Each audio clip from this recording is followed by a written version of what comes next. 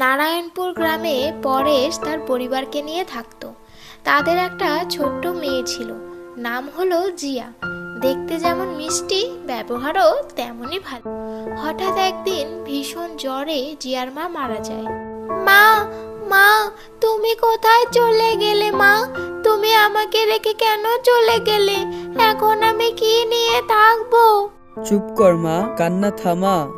কি আর করবি বল, আমাদের কপালে হয়তো এটাই লেখা ছিল।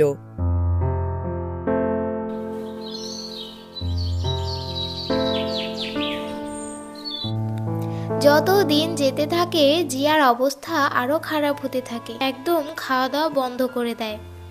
দেখ মা, তোর মা চলে গেছে, আর কখনো ফিরে আসবে না। আর এটা তোকে মেনে নিতে হবে। আর তুই যদি এইভাবে ভেঙে পড়িস তাহলে আমার কি হবে বল? না বাবা, আমার মা চাই। মা ছাড়া আমার এক মুহূর্ত ভালো লাগে না। জিয়ার কথা রাখতে তার বাবা পরেশ কিছুদিন পর বিয়ে করে বউ নিয়ে বাড়ি আসে। জিয়া মা, দেখ, তোর কথা আমি রেখেছি। তুই বলেছিলি যে তোর মা লাগবে। এই দেখ, তোর নতুন মা। বাবা, তুমি সত্যি বলছো? এই নতুন মা আমাকে খাইয়ে দেবে? ও বাবা, বলো না, এই মা আমাকে রোজ ঘুম পাড়িয়ে দেবে? হ্যাঁ রে মা, দিবে দিবে, তুই চিন্তা করিস না, তোর সব আবদার পূরণ করবে। এবার তুই খুশি তো?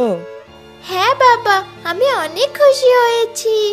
কিছু বছর পর তাদের এক মেয়ে হয়, আর মেয়ের নাম হলো হিয়া। হিয়া ও তার মা দুজনেই জিয়াকে পছন্দ করতো না। কি রে, কটা বাজে? এত বেলা করে ঘুম থেকে উঠেছিস যে? আশেপাশে কাজগুলো কে করবে শুনি? হ্যাঁ মা, এক্ষুনি সব করে দিচ্ছি। আসলে আজকে একটু উঠতে দেরি হয়ে গেছে। কাল রাতে অনেক জ্বর এসেছিল তো। ও, জ্বর এসেছিল? মেয়ের আহ্লাদ কত। উনুন থেকে ছাইগুলো তুলেছিস? হ্যাঁ, ছাই তোলা হয়ে গেছে, অনেকক্ষণ আগে তুলে দিয়েছি। কি হয়েছে, সকাল সকাল এত চেঁচামেচি কিসের? আর বলিস না, এই ছাই কুড়ানি ঠিক মতো একটা কাজও করতে পারে না। কাকে তুমি ছাই কুড়ানি বলছো? জিয়াকে? অবশ্য ঠিকই বলেছো। দেখো, ওর সারা গায়ে কেমন কালো কালো ছাই লেগে আছে। ছাই কুড়ানি? আচ্ছা, তুই এত সকাল সকাল উঠে পড়লি কেন মা? যা, আর একটু ঘুমিয়ে নে, না হলে যে চোখের নিচে কালি পড়বে। তোকে যে রাজকুমারীর মতো দেখতে হতে হবে। একদম যত্নে অবহেলা করবি না বলে দিলাম। যা যা, গিয়ে আর একটু ঘুমিয়ে পড়। না মা, আজকে আর ঘুমাবো না, এখন আর ঘুম পাচ্ছে না। এই জিয়া, আমার জন্য তাড়াতাড়ি জলখাবার নিয়ে ঘরে রেখে আয় তো, আমার খুব খিদে পেয়েছে। জিয়া তখন জলখাবার হিয়ার ঘরে গিয়ে রেখে আসে। কি রে হিয়া, তোর ঘরে জলখাবার রাখা যে? রান্না করে গিয়ে সবার সাথে তো খেতে পারিস। জিয়াকে দেখে কিছু শিখিস, বুঝলি? কি বললে তুমি? এত বড় কথা তুমি আমাদের বলতে পারলে? সব দোষ আমার আর আমার মেয়ের। ঠিক আছে, আমি মেয়েকে নিয়ে আজই চলে যাব বাপের বাড়ি। তুমি থাকো তোমার মেয়েকে নিয়ে। হয়েছে হয়েছে, কোথাও যেতে হবে না। যাও গিয়ে রান্না করো, আমি জমিতে যাই।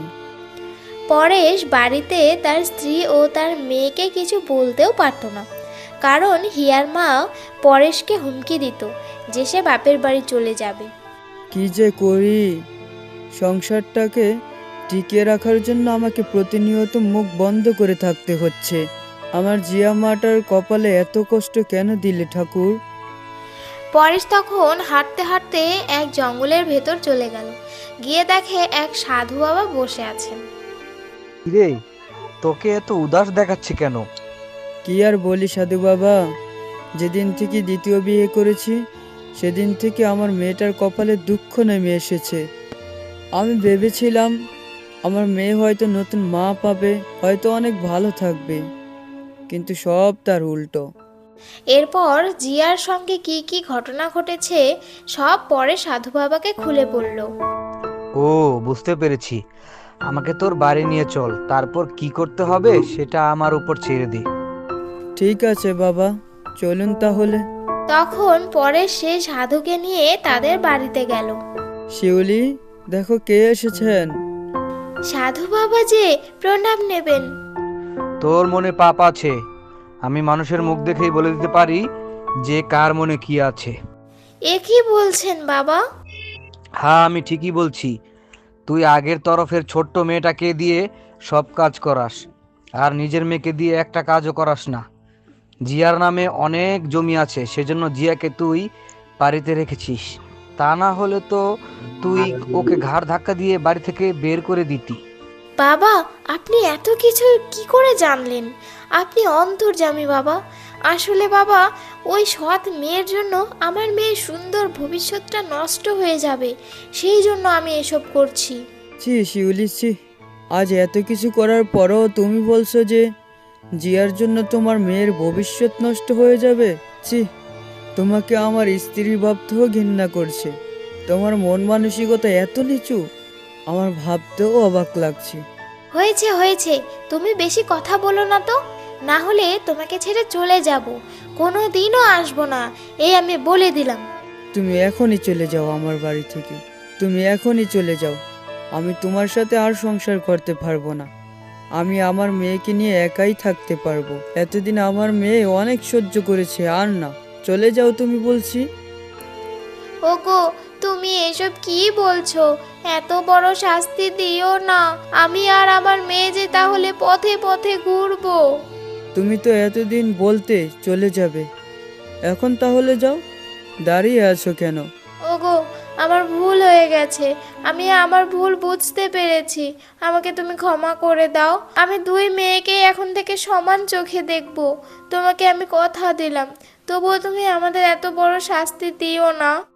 এতদিন যাকে কষ্ট দিয়েছো সে কি তোমাকে ক্ষমা করতে পারবে? জিয়া মা, তুই আমাকে ক্ষমা করে দে মা, আমি আর তোকে কষ্ট দিব না, দয়া করে তুই আমাকে ক্ষমা করে দে, না হলে যে তোর বাবা আমাকে বাড়ি থেকে বের করে দেবে। মা, কেঁদো না, আমি একটুও তোমার উপর রেগে নেই। আর বাবা তোমাকে বাড়ি থেকে তাড়িয়ে দেবে, তাকে কখনো হয় বলো?